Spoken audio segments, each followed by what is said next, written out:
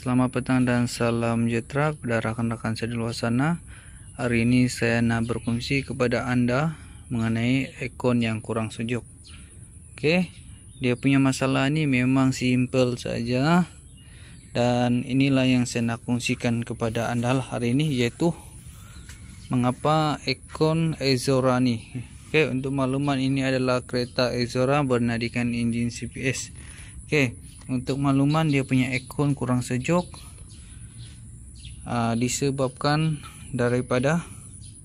bukan daripada kebocoran dari dalam ataupun luar, bukan disebabkan kebocoran akibat daripada kipas ni, fan ni. Oke, fan ni apabila kita pasang ekon dia akan hidup. Fan ni, kedua-dua fan ni akan hidup. Oke, dia punya fan radiator dan fan kondenser ekon, oke, dia akan hidup sekiranya kita pasang ekon.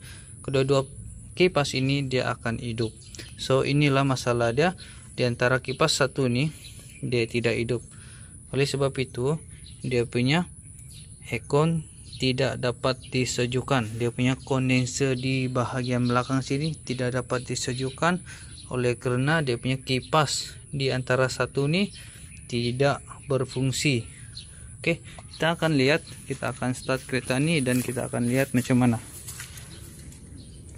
Oke, kita akan start.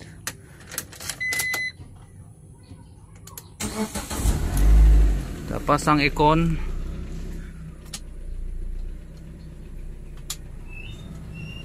Oke, kita sudah pasang ekon.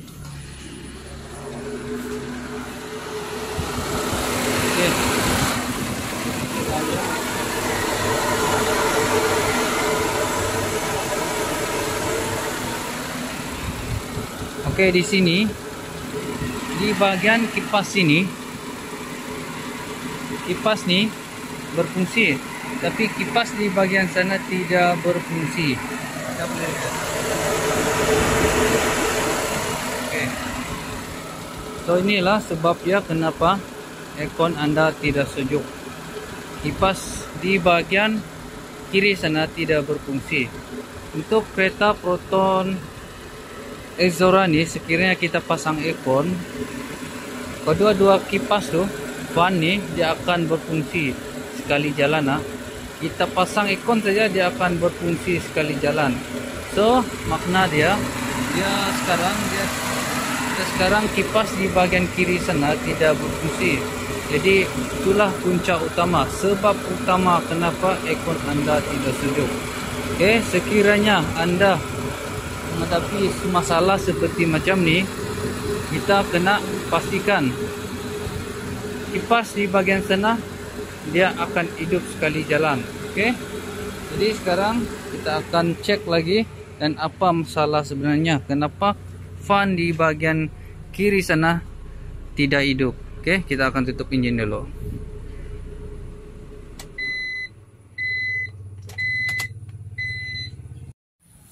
Oke, kita akan sambung lagi.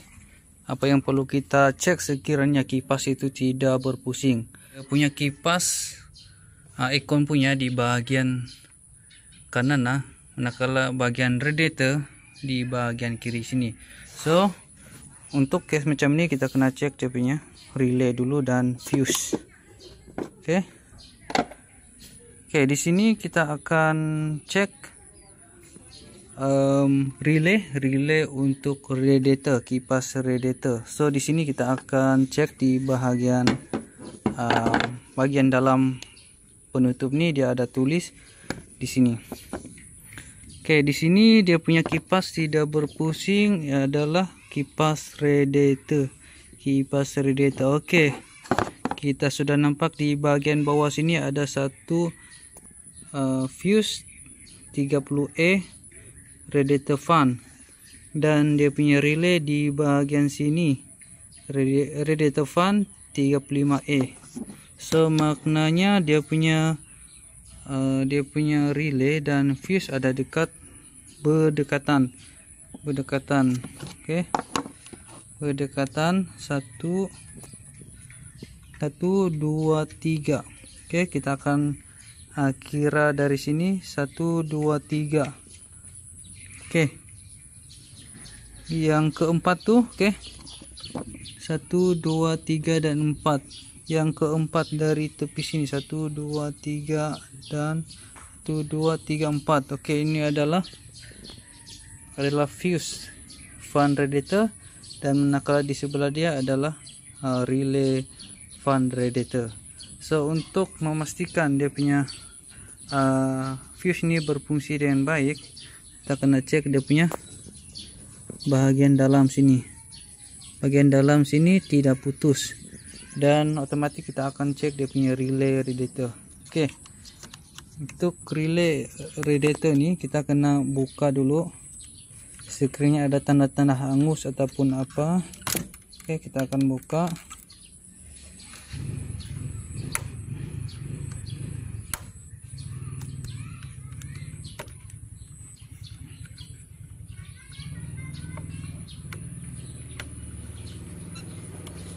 Lega. Oke, kita sudah buka dia punya relay. Dan untuk mengetahui dia punya relay ini masih bagus, kita kena cek dia punya bahagian kepala dia. Sekiranya ada tanda-tanda angus, so maknanya dia punya relay ini sudah tidak boleh pakai. So apa yang anda nampak nih, dia punya relay, kaki relay ini semua cantik, tidak ada angus. So simple saja, kita kena pasang balik lah, sebab dia tidak ada masalah hangus ataupun terbakar. Jadi relay ini otomatis kita sangkakan dia punya relay ini masih bagus. Jadi relay dan fuse ini masih bagus. Oke, yang seterusnya kita cek dia punya wiring. Oke, wiring cek. Kita akan cek wiring dia. Dia punya wire. Kita akan cek wire dia. Oke. Di sini dia punya wire ni ada dibalut plastik, mungkin ini masalah dia. Oke, dia juga ada sambung. Oke, kalau anda nampak dia punya ini ada bekas tu bakar, dan dia ada putus. So wire ni dia ada sambung dekat wire utama. Dia direct dekat sini, oke. So masalah dia ada dekat sini lah. Jadi di sini kita sudah mengenal pasti dia punya wiring nih kurang bagus. Oke. So wiring dia macam macam putus, oke. Dia punya wiring nih dia macam putus lah. Oke.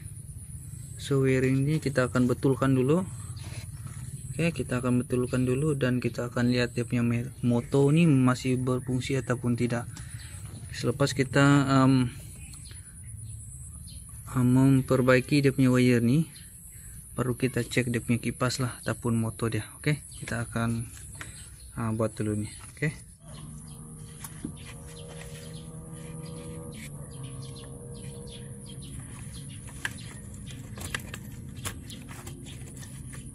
Oke, kita sudah membetulkan dia di sini. Oke, kita akan sambung di bagian sini yang terputus tadi. Oke.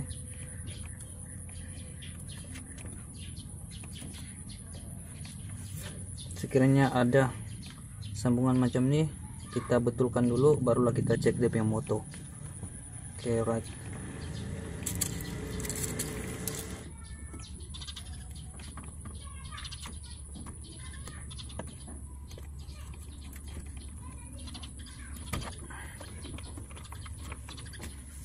Oke, kita sudah siap pasang dia punya wire tape dan tadi wire ini dia macam terputus sedikit.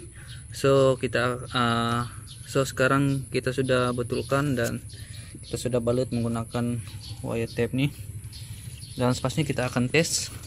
Oke, kita akan tes hidupan aircon. Oke, tadi di bagian fan sini hidup, nah kalau di bagian fan radiator tidak hidup. Oke, kita akan tes lepas nih. Oke, kita akan tes dulu, dan coba pasang aircon dan kita akan cek dia punya kipas. Oke, tutup dulu. Kita akan hidupkan engine. Oke, tadi kita hidupkan aircon, dia punya kipas di bagian kiri sana tidak hidup, manakala di bagian kanan sini hidup. Oleh sebab itu aircon tidak sejuk, sebab dia tidak dapat memberi angin ataupun tidak dapat menyejukkan kondenser di bagian depan sana. Pas ini kita akan pasang aircon. Oke, ini setengah cukup lah. Oke, kita sudah pasang aircon dan kita akan lihat dia punya kipas. Oke.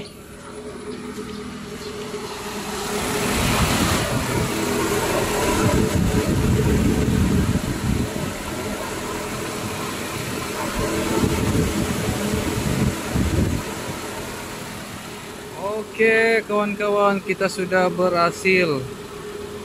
So masalah dia cuma dia punya wire kurang touching di bagian sini. Bagian penyambungan tadi kurang touching.